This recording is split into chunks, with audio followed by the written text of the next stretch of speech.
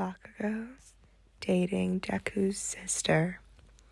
Chapter 1.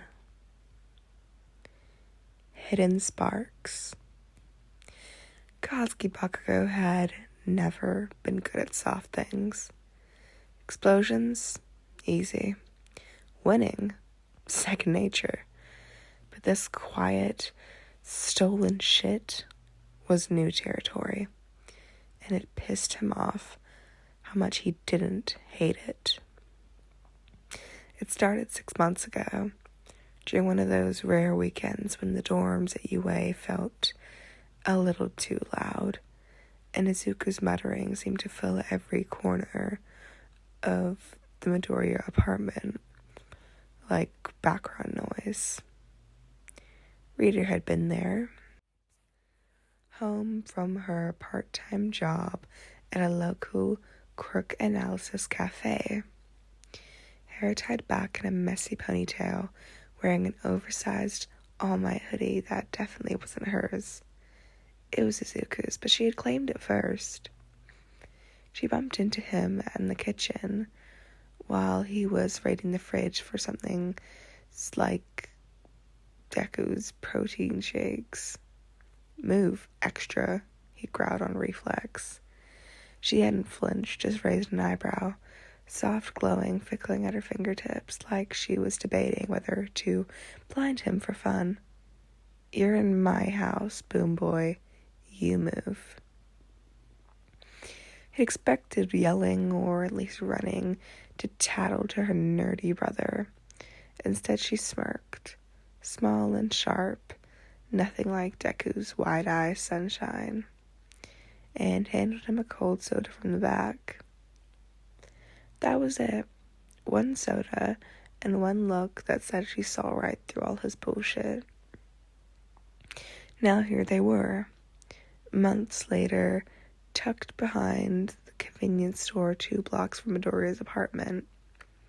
It was late, past curfew for UA students, but Katsuki never had given a damn about the rules when it suited him. Rita leaned against the brick wall, arms crossed, streetlight catching the faint shimmer in her eyes when she let her quirk slip just enough to be seen better in the dark. "You're late," she scolded, voice low.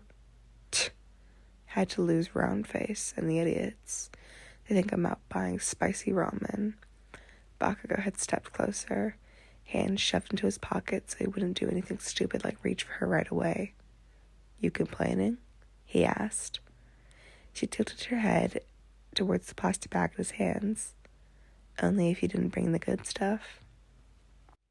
He grunted, pulling out 2 convenience store bentos and her favorite melon soda. No flowers, no sappy crap. He wasn't that kind of guy, but he remembered the melon soda every time. She took it without a word, their fingers brushing that tiny contact sent a jolt through him, worse than any of his explosions. He hated how much he noticed it. They ate in silence for a while, sitting on the low curb, shoulders almost touching. No one walked by the alley at this hour. Perfect cover. "So," she said finally, poking her food with her chopsticks. "Izuku almost caught you texting me last week. You really need to stop using the explosion emojis as a punctuation." He rolled his eyes. "Shut up. It's efficient," he replied. She laughed, quiet and breathy. The sound always made his chest do something weird. Efficiently suspicious, maybe." He asked why I was smiling at my phone like an idiot. Katsuki's eyes narrowed. "What'd you say?" She leaned her head on his shoulder for half a second, testing if he'd pull away. He never did anymore. "I told him it was a funny cat video. He bought it, barely. Deku, always the problem. If that nerd found out his little sister was sneaking around with the guy who spent years calling him worthless, yeah, that was going to have to be a conversation that would end in broken furniture at best. At worst, All Might's getting involved. Or at worst, Izuku's stupid, earnest puppy eyes asking why. Katsuki wasn't ready for all that. Not yet. Maybe not ever. You know, she muttered, setting her empty bento aside. You don't have to sneak around every time. We could just, hang out when Izuku's at the dorms. Mom's usually asleep early. He snorted and risked Deku coming home early to ramble about quirk theory. Pass. She rolled her eyes, but there was fondness in them. You're impossible. He looks at her before replying, yeah, well, you're dating me, so what does that make you? She went quiet for a beat, then softly, lucky maybe.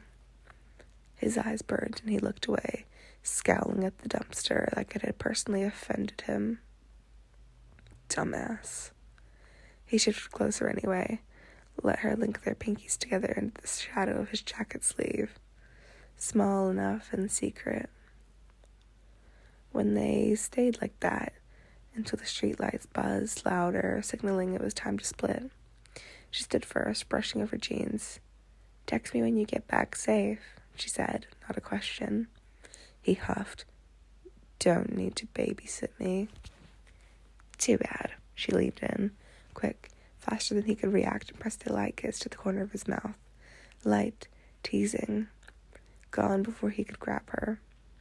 Then she was walking away, hands in her pockets, glow dimmed down so nobody would notice the girl slipping back home. Katsuki watched until she turned the corner. He touched the spot she had kissed, scowling harder to cover the way his heart was slamming in his chest. Damn nerd sister, he muttered into the empty alley, but he was already pulling out his phone to text her one stupid explosion emoji, just to make sure.